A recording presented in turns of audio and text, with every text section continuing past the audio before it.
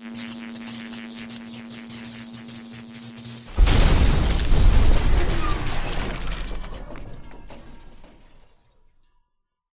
guys, welcome to Brand X Reviews. Today we're going to be talking about Suicide Squad. I did my own video and it was non-spoilers. This one we've got The Core. Hey! Hey, I finally dared to be in the same room as him. Exactly, yeah. So it's the first time we've used this room since last year for a We're review. back.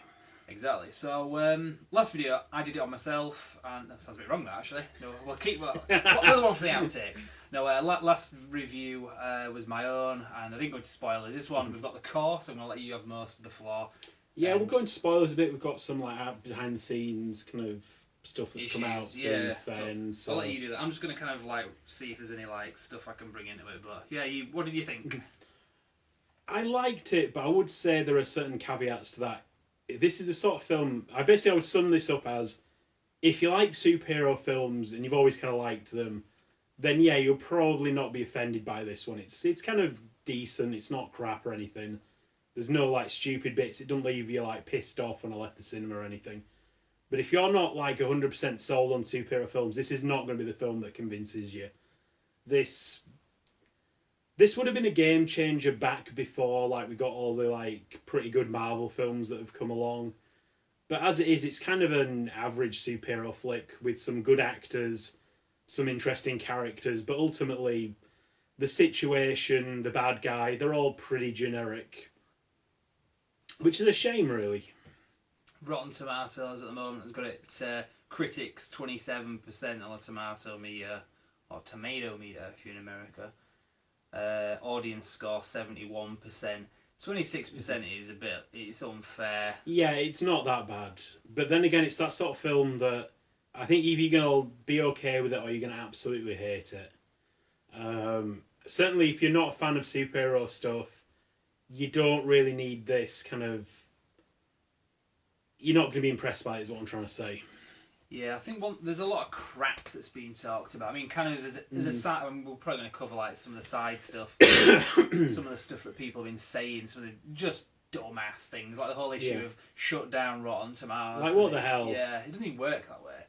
I mean, I nearly didn't go see this film, but it had nothing to do with Rotten Tomatoes. I'd literally never gone on that website. It doesn't interest me in the slightest.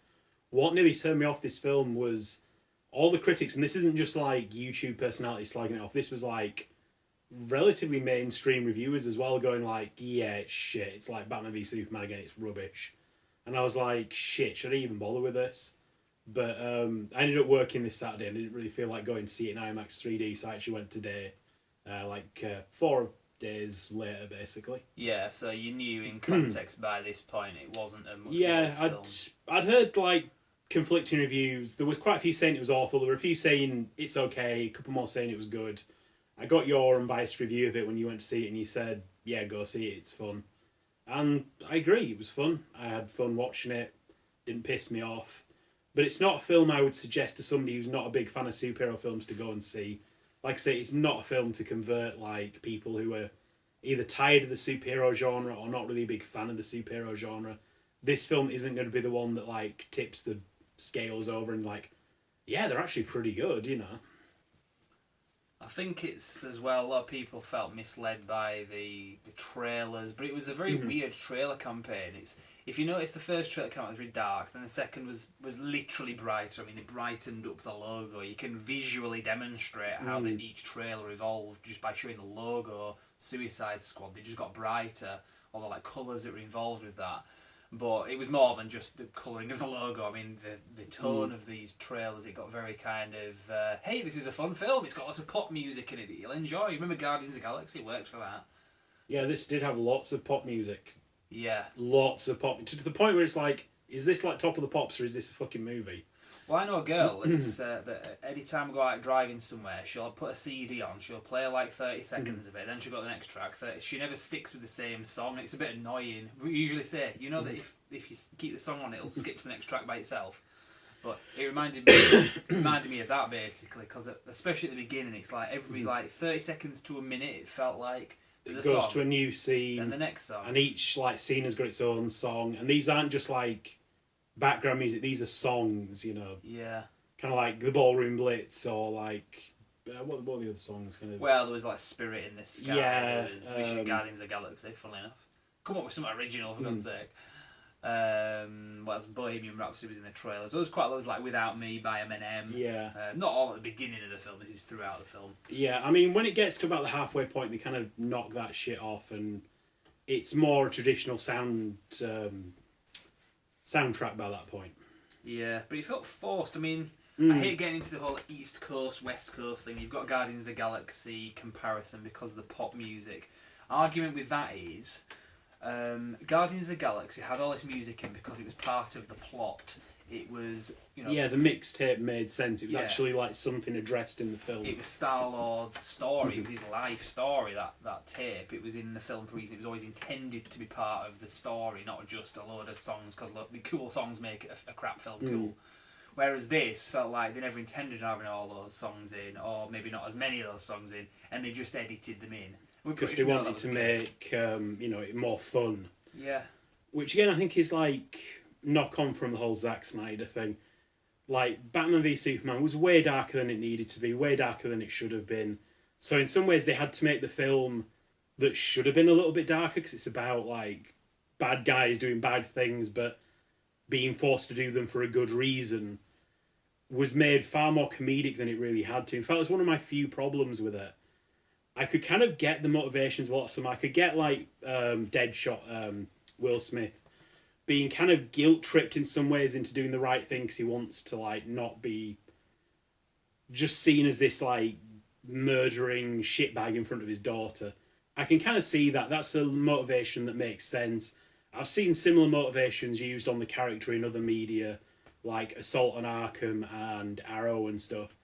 It's one of the things where it seems like, yep, I could see how that would motivate somebody to change, like wanting to like not look like a bad guy in front of his daughter. I can see where that's going. I can support that. Harley Quinn is a bit of like a dual character. I mean, when she's around the Joker, she kind of the worst of her comes out. But left to her own devices, she can actually be okay, psychotic, but kind of like not a total bitch at the same time. So that didn't like particularly like take me out of it. But then you got stuff like Killer Croc. It's like, what the hell is like Killer Croc doing? Why is he like being so helpful? Killer Croc is like a cannibalistic psychopath. You know, certainly if you know who the character is in the comics, it's like maybe there is something in the Suicide Squad comics that kind of backs this up, but it's like everything I've seen about Killer Croc, he's not the sort of person to like take a risk for the team. And to be honest, he didn't really need to either, because like the Navy guys, like the SEAL team, whatever, like pretty much had it. So I don't even know why he needed to go along beyond having a disjointed underwater fight with some of the bad guys. Yeah, I mean, there's so many kind of angles you can kind of take this to. I mean, in some ways, these are characters I don't think they wanted to give like a huge amount of screen time to, like Killer Croc and stuff. But why have them in the film at all? And I guess if you're not going to really, I mean, to be fair, again, Guardians of the Galaxy, look at that, because again, it's kind of like a Con Air kind of film, isn't it? You know, where you've got characters like Drax, the Destroyer. You don't really go too much into his like into his background, I guess. But I think because it was handled in such a way, then you just kind of throw him in there with, you know, let's just put all these characters and not really do anything with them. And it felt that way with this. Like, what does Killer Croc really do? I mean, nothing. Same with a lot of the other characters. It's like Katana as well. There's some like cool sort of concepts, like she's got this sword where anyone it kills, the sword traps their souls. They did nothing with that. They just give a bit of a story that her husband was in the sword. Yeah, I mean, again, that is all. That is pretty much, if you just got a Wikipedia page of her like character, that is pretty much blow for blow like her deal. Like, Asian chick, husband died, his soul's trapped in this like evil demonic sword. She still keeps the sword, that's where she gets a name from, Katana. Her outfit was pretty much like spot on for the sort of things you'd imagine her wearing. But yeah, she's also a taciturn character, so I can kind of see why they didn't give her many lines. But at the same point, she doesn't really bring much to the film. So you could have very easily cut the character without necessarily losing anything in the film. And a lot of people have been saying, like all these critics, that they're getting paid by Marvel or whatever, which is like a load of rubbish. Yeah, I mean, I've got negative things to say about this thing. I've got positive things to say about this film. DC and Marvel are not like ringing me up and like, hey, Cole, we'll give you some money if you like, say good things about it. It's like, I'm just being honest with you. I mean, come on. Yeah, well, only 2 people watch all the dealers anyway. But I mean, to be fair as well, somebody made a really good point about this, and it's totally true. This is like this one aspect alone shows how bullshit that is. That Marvel's paying people to hate. They don't need to. Well, no, if they did, it's actually to their detriment because it hurts the genre. Most people aren't thinking, DC superhero films are crap, we're going to boycott them now or whatever. It's like, oh god, another shitty superhero films. Yeah, because I mean, after like Batman v Superman, I was a bit kind of like, not in any way put off watching Civil War, but I was a bit kind of like, what's the word? Kind of troubled by it. It's like, well, this is not what I was like looking forward to all that time. And since Civil War's coming out, how kind of brace yourself. Although that didn't deliver, so which is another good point. Sorry, I'm rambling, but somebody today was saying, the problem with Suicide Squad is it was so hyped up, and every time that happens, it just leads to disappointment. It's like, well, not really, because like again, Civil War was massively hyped up. A lot of people were looking forward to it for a long time, loved it, and same with other things like Star Wars. I know maybe Star Wars wasn't as amazing as. Yeah, I don't think it's quite as good an example. We liked it, but I'm not sure if it adds the same massive cross-purpose appeal. But I do see where you're coming from with the analogy of Star Wars. I mean, it didn't disappoint at the same time. Well, I said just use Civil War as an example. That was another one that was massively hyped, and I think widely people loved it. I know a lot of people wanted them, but so yeah. What else are you thinking anyway? Yeah, like I said, I think they could have dropped a couple of characters and maybe done more with the characters they actually had. They definitely needed to do something more with the villain because I kind of liked how she was introduced, and I liked because she was kind of creepy when she was first introduced, almost kind of like a really toned down horror film type thing. She see her crawling out of the darkness and stuff, and it is kind of disturbing. I did like the way they kind of swapped between just the archaeologist woman and the enchantress, because she just says enchantress, and you kind of see this hand coming out from behind hers and holding hers, these black fingers, and then suddenly they've swapped around and it's not her holding the enchantress hands, it's just enchantress standing there. Yeah, that was a pretty good effect. Yeah, that was pretty cool. And certainly when you're seeing how she operates in the meeting and stuff, you're she is kind of creepy. But then by the end of the film, it's we still don't really know much more about her beyond ancient, extra-dimensional being, inhuman. She's been here from the dawn of time. She used to be worshipped as a god. It's these are all pretty standard superhero concepts that aren't exactly blowing anybody's world, and you don't really get enough sense of who or what she is to particularly give a shit about what she's doing. It was really form over substance as well, wasn't it? It was all ooh, but there wasn't anything really kind of motivating their kind of character or anything. Yeah, it was a general, they don't worship us anymore, so I'm going to kill them all. Yeah. I mean, it might have been better if she had more of a motivation of, I've been fucked over by Amanda Waller and I'm going to fuck the world in revenge. Yeah, because that was one thing that I thought worked really well. And I'm not saying they could have maybe played it up better, but if you kind of look at it as Amanda Waller is the villain of the film, and she isn't really, but if you look at it in that sense, you could have very easily made it that way, because even though Amanda Waller isn't a villain in the traditional sense, she's often the bad guy. I mean, throughout Justice League and Justice League Unlimited, the animated stuff, she's a major enemy of the Justice League. She runs Project Cadmus and other things. She creates clones to fight them because she generally doesn't trust superhumans. So there's plenty of ways you could make her an interesting bad guy, and her agenda of, we don't trust superhumans, so we've got to go to whatever lengths to combat superhumans in case they go bad, can lead to way more trouble than if a superhuman went bad, to be fair. I did like the the mid-credits bit with Bruce Wayne as well. I thought it was quite good, because I'd always heard that there was going to be a bit of interaction between Amanda Waller and Batman, because there was like a rumor that Batman was going to be in the film and he was going to like warn her off and say, you know, like, you're using these people, I'm going to hold you accountable if any like civilians get like killed or whatever. Turns out it was either bullshit or it was cut. I don't know. But I would have liked to have seen. I would like to have seen Batman in it a little bit more because that was something. To be fair, Batman was in this quite a bit, and I think he kind of worked for the parts he was in. He was in about 3 scenes. He worked, the bits he was in. I was kind of hoping there'd be a bit more because I'd heard one really cool concept that in this film you got to see Batman from the villain's point of view, kind of thing, which you do, but it's like just glimpses. We haven't spoken about the Joker yet as well, have we? So, what do you think to Jared Leto? Pretty good. Still not appearing in this movie, but pretty good. Yeah. Yeah, that's where we're talking about like the trailer being misleading. They made it look like the Suicide Squad, at least at some point, were going up against the Joker. Never happens. That wasn't an assumption. It was edited in such a way. It made it look like they were fighting him. Like the scenes were specifically edited. It wasn't an assumption. It was done. It's like they're in a place. Like Harley Quinn's looking around and this.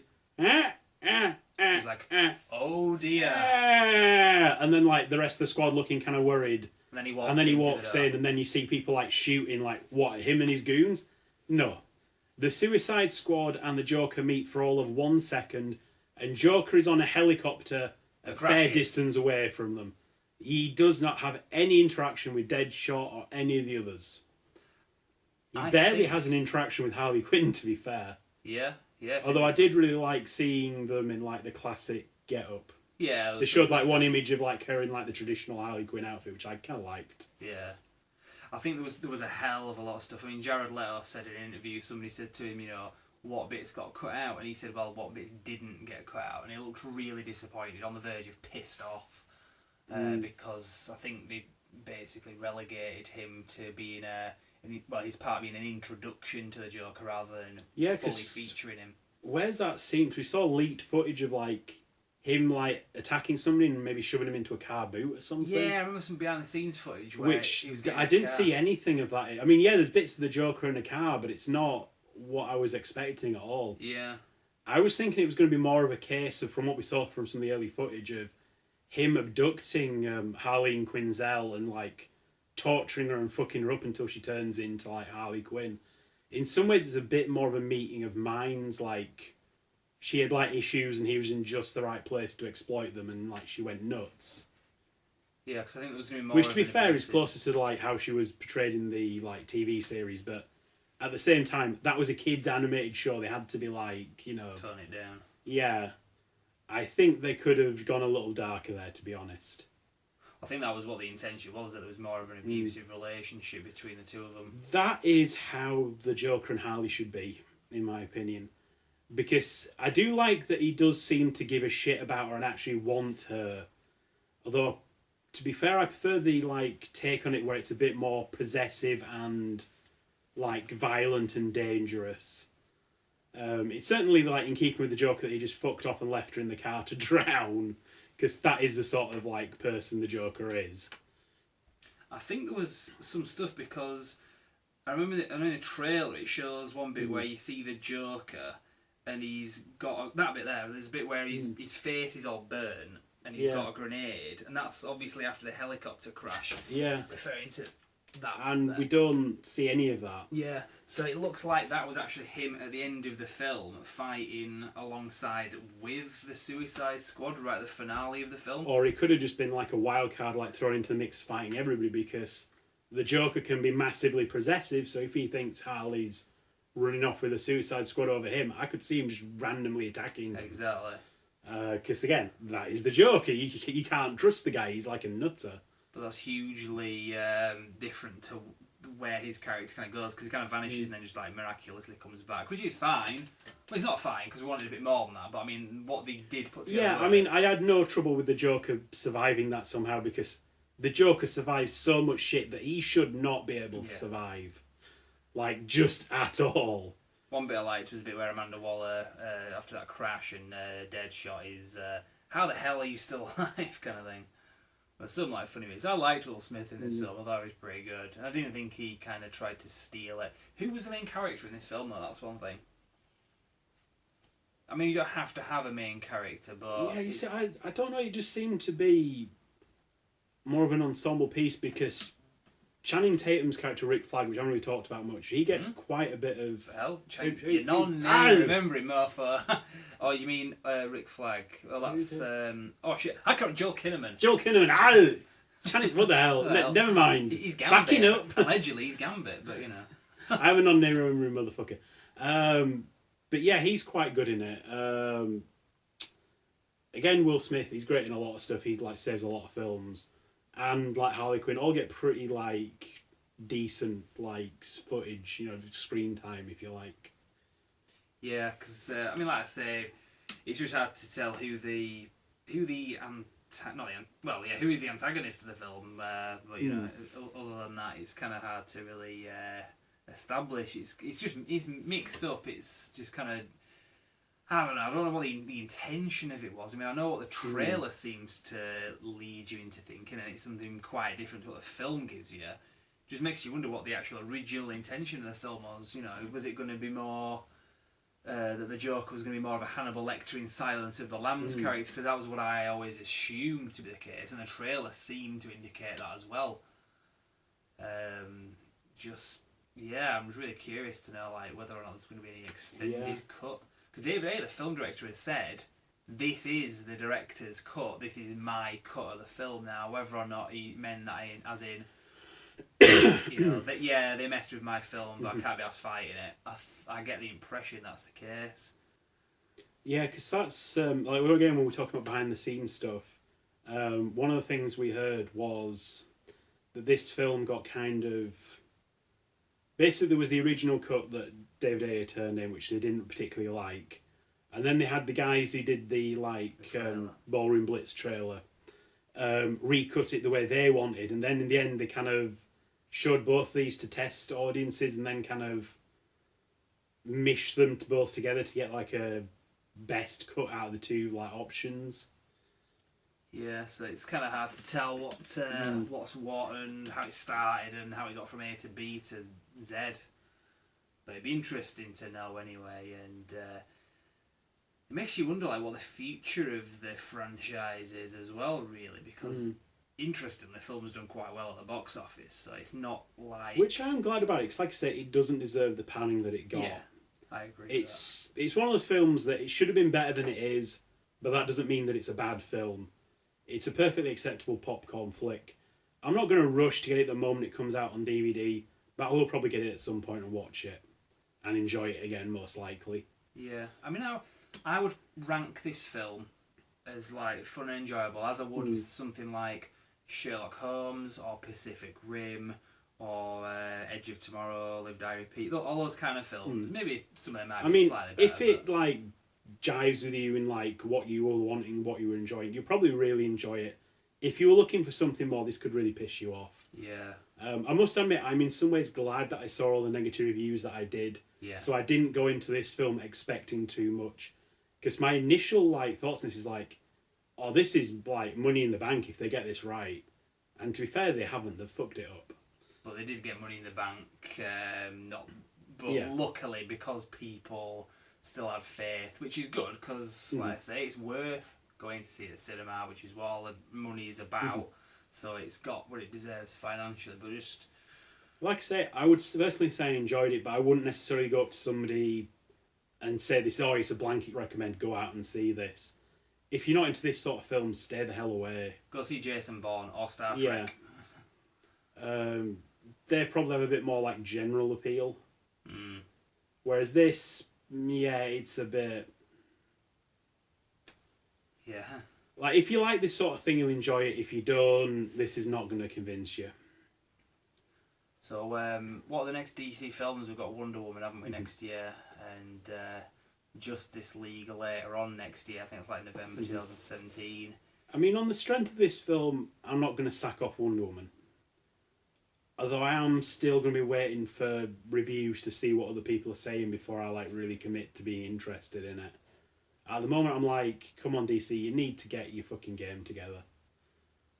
Yeah, there's just like a magic touch that they just don't seem to have, which is a real shame. I mean... The problem with them seems to be they're still making superhero films as this was the 90s. And if these had come out in the 90s, they'd have been pretty cool. Yeah. The problem is, we're into, like, you know, the 2000 teens now. You know, you really need to, like, do something just a little bit better. I mean, that was the failing of, like, X-Men Apocalypse. Yeah, it was a good film, but it was a bit overlong. It was just a bit of, like, a big fight with lots of CGI and really, you know... Good film overall, but it didn't really awe us like some other stuff has.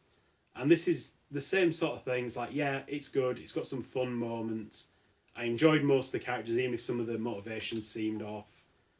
But at the end, it's not going to be something that I'm going to be, like, thinking about for days and be like, shit, Deadpool. I've got to go out and get this on, like, Blu-ray immediately. And yes, me, the person who hates Blu-rays and never gets them, got Deadpool on Blu-ray. Yeah, well, I think that was one of them, like, landmark films. It certainly felt that way. I mean, certainly if this had come out the week after Deadpool, nobody would remember this at all. Yeah, well, there's the obvious obvious comparison Yeah. of the anti-hero kind Yeah, of thing. is it just me, or did they just include the pink unicorn for the exact reason that Yeah. Deadpool had a wanking unicorn too?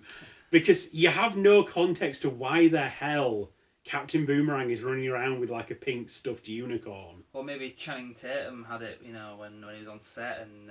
Shut up! I'm a name remembering motherfucker, we've established this. So, yeah, so what else can we really say anyway? I kind of feel like we're running out of things, we're just kind of rambling, but that's all we really have, because, I don't know. But that's again, I agree, I enjoyed it as well. I recommended you go see it in the cinema. Yeah, I'm not pissed off about going to see it. No. So, we can leave it there, I guess.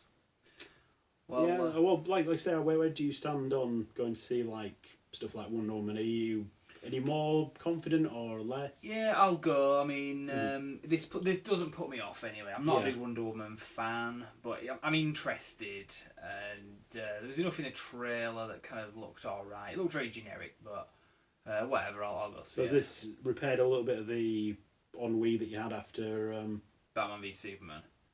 Not as much as I'd hoped. I Yeah. don't think it'd be...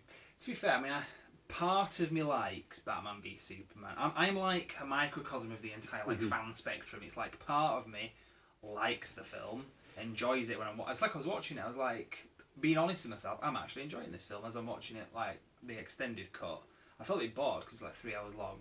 I must admit, I did like the extended edition more than the normal one, but I ended up watching it in 2 sittings. Yeah. It's like the Lord of the Rings extended editions. It's like, yeah, they're good, but I don't really want to sit down and watch them in, like, one sitting because they are very long films. Yeah. I mean, that's one thing you can say about Suicide Squad. At least it's not a 3-hour epic. And to be honest, if they had more with each of the characters, that's probably what it would have turned into. Well, yeah. Yeah, exactly. So, I don't quite know where they're going to go with this franchise in future, what lessons they're going to learn, that kind of thing. Because sometimes it's desperation. They change things and they could actually end up making things worse, you know. I was a bit more hopeful because it was David Ayer that was directing this, because I've liked all of his films. Yeah. I Not mean, it has amazing. been brought up that in some ways maybe he wasn't the best choice for this in some ways, because they're always quite good at doing that kind of the bad guys who are the heroes kind of films. He's also never really done a big film like this. Yeah. But at the same time, I don't think it's his fault. No. I think he had a lot of meddling from, like, other people. And from what we've heard, this film was made very quickly and then was, like, hastily reshot parts of it as well. Written in 6 weeks, because I think after they announced it, that's when they told David he had 6 weeks to write it. And certainly the second half of it, it's not Batman v Superman bad levels of, like, makes no sense. I'm talking about the original cut of Batman v Superman, not the extended, where it actually does make a little bit more sense. It's not that bad, but it is a little bit like, okay, what are they doing? Okay, so they're after... Okay, so it's actually Amanda Waller that they're extracting. Okay, well, why was this big secret, and why... I thought they were supposed to be fighting the villain, isn't that why she put together the squad? This seems a bit, like, jumbled together, and, like, what... Why did we need her on the ground? Oh, well, so the bad guy can, like, pick her brain for, like, military targets. But why does she need to do that? She's a witch. Can't she just find these things by magic? Yeah, and they kept changing the limitations that that she had. What's she called again? I'm an name remember. Enchantress. Enchantress. Yeah, Channing Tatum was really good as Enchantress. Yeah, oh yeah, exactly, yeah. Like, we really wish I'd done like the woo kind of She thing. was like locking and rocking, wasn't she? Axl Rose. To be fair, that was nowhere near as bad as I thought it was going to be, because a lot of people went harped on about it. You only saw her for a few seconds. Yeah. And like I say, I could kind of get behind it, because it's like, alright, which is kind of like a primitive, like, alien, supernatural. I could kind of get behind it, but I don't think it looked as good as they thought it did. Yeah, I thought it would be. I think it certainly once she got, like, upgraded to a more human appearance and stuck around a bit more, it was a bit... Yeah. Yeah, I mean, what was the character was like a brother or something with a like face and yeah, stuff? isn't he like Incubus or something? I don't think they actually know if they actually referred to him as that in the film. I think that's just like what he was in the credits or something. I thought that looked really bad as well. It was like not as bad. It kind of reminded me of Scorpion King. Like, I just thought it looked kind of average for a superhero film, to be honest. It didn't do anything spectacular, but it wasn't like, oh my god, did you do these effects on a PlayStation 1? Jesus Christ. Like Scorpion King in Mummy Returns. Not that bad. I was so confused when I saw an interview with... Channing Tatum? Yes, Channing Tatum. Why have I got that name stuck in my head? Who? Channing Tatum, what the hell? Who did you see an interview with? The Rock. Where he's basically like saying like, yeah, I really loved his acting part in like as the Scorpion King, and I'm thinking, you're in that film for like 2 minutes and even this horrible CGI abomination. What the hell are you talking about? And I found out, alright, there's a whole separate film with him in. Oh yeah. Because that was before I knew about that. I was like, yeah. How the hell can you be that excited about this like CGI monstrosity? I think they shot them like almost back to back. But anyway, that's like a whole other film genre. Yeah, like I say, it's not that bad. But yeah, it also wasn't that good. Special effects, you mean? Yeah. Yeah. Yeah, how was this in 3D then? I'm not a big fan of 3D. I'm biased. I can't really say. I'm not a fan of 3D at all. I would just say crap. But that's just me. That's just any 3D practically, unless it's like some... You see, watching this in 2D, I was thinking like, I don't see how this would be good in 3D, because a lot of it is very like kind of gloomy and gritty, and it's either dark or there's lots of smoke, or... It just seems like this is not a thing where you also need the slight blurriness of 3D thrown in to make it a bit harder to follow what's going on. Yeah. Yeah, no, we saw it in IMAX 3D in Bradford, and it didn't ruin it or anything like that, but it didn't enhance it. My eyes just adapt anyway when I'm watching 3D. I just forget that I'm watching 3D. But the end credits were quite good. How did you like the post end credit scene? Lying bastard! I told him to wait right to the end because there's a scene and there isn't a scene there. Yeah, luckily the like ushers at the cinema like broke that little bubble for him and told me there wasn't one. So like, what are you waiting for? Go the home. film's over. It was weird. They're all there in like, you know, are you Deadpool thinking, masks. Channing Tatum's going to turn up with the eye patch and say we're putting a team together? No. Anyway, I think that's pretty much it. We haven't done any Topher jokes or anything, so I don't know, whatever. I don't know, there's a lot of tentacles whipping around, I guess, but... Well, yeah, that could have worked. But I think we'll leave it there anyway. So we'll have to do some more reviews. We haven't done any reviews. You were in one that you were on Skype, but we haven't done any old style like this. So for all of our... Well, I am kind of worried to be in the same room with you at the moment. Well, so. yeah, exactly. So... we'll probably, I don't know what the next things are that are out. There's like The Purge. You don't watch them anyway. Yeah, to kind of watch that, I'd have to like, because I've not watched any of the other stuff. Yeah, it's not nothing amazing. Don't worry about it. But I think the next things. There's also The Mechanic, isn't there? Yeah, well, I just mean like big things, you know, like that we usually review, like Doctor Strange, and it's October time. Yeah, and then it's Rogue One, which saw a trailer for that. Looked good. Yeah, well. We'll see anyway. What yeah, I think I meant Jai Courtney, and he was boomeranging. I don't know what the hell, Channing Tatum. What the hell? I thought you were talking about Rick Flag. Yeah, I don't know what I was off on one there. Yeah. that goes up right. Wrong actor, wrong character. Yeah. Yeah. You can tell we don't like script these. Yeah, this is why nobody watches these videos, because they're just... if I was watching a video like this, I would turn it off. I'm sorry, it's just unacceptable. So, yeah, we're both dragging it down. So, anyway. Right, so, yeah, we'll keep saying we'll leave it there. We're going to leave it there. So, anything else? No, or else it's going to turn into a 5-hour lecture. Yeah, exactly. So, to all of our viewers, By Paul. That's all of our viewers that are watching it. Paul Cage. Luke Cage, actually. Speaking of cages, Luke Cage is out in September. We might review that. I'll probably binge watch them like I did with Daredevil Series 2. But that's... Yeah, it looked interesting. Again, I'm probably going to spread it out. Because I don't know, I kind of burnt out a little bit on Jessica Jones. It was a good series, but I got a little bit tired of the same villain like every single week. Yeah, I think they're better. Yeah, because if you do watch it staggered, you probably will burn out. I kind of had to watch it all in one go and just really binge watch it, which I don't usually do. Which kind of attests to the Netflix stuff, to be honest. See, I enjoyed Daredevil season 2 a lot more. Oh, that's the best. Not to say anything that was bad about Jessica Jones. It was just me personally. I didn't. Yeah, I liked it. It was a distinct lack of Channing Tatum, I think. Yeah, exactly. I know that's exactly right. On that note, okay, right, bye. There's some information coming up on how you can follow us at Brandex Reviews, and anyone who's still watching this, I know it's unlikely, but the website brandexreviews.com, I'm not really posting as much stuff on there as I used to in terms of like news and stuff. It's just easier just to post things on Facebook. So if you want to follow us, if you're that desperate, like our page on Facebook, because most of the news comes on there, and I just share a lot of stuff that you might be interested in. So yeah, keep following that. But some information coming up anyway on how you can follow us. So for now, I'm going to leave there and say thanks for watching.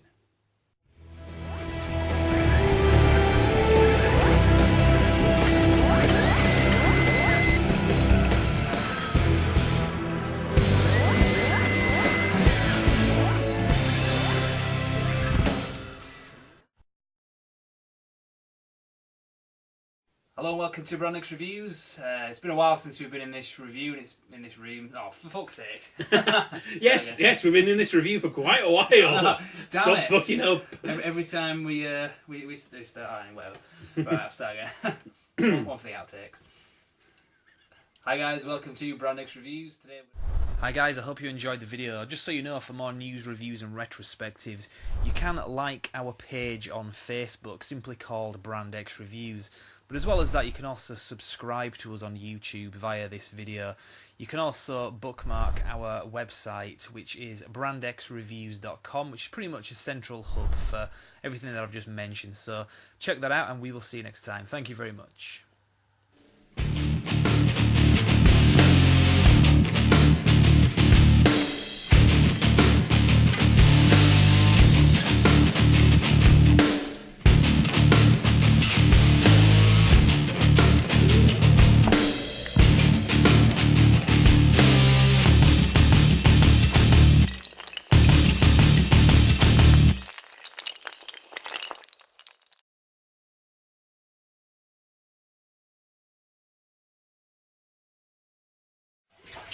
Welcome to Brandex Reviews. Bastard!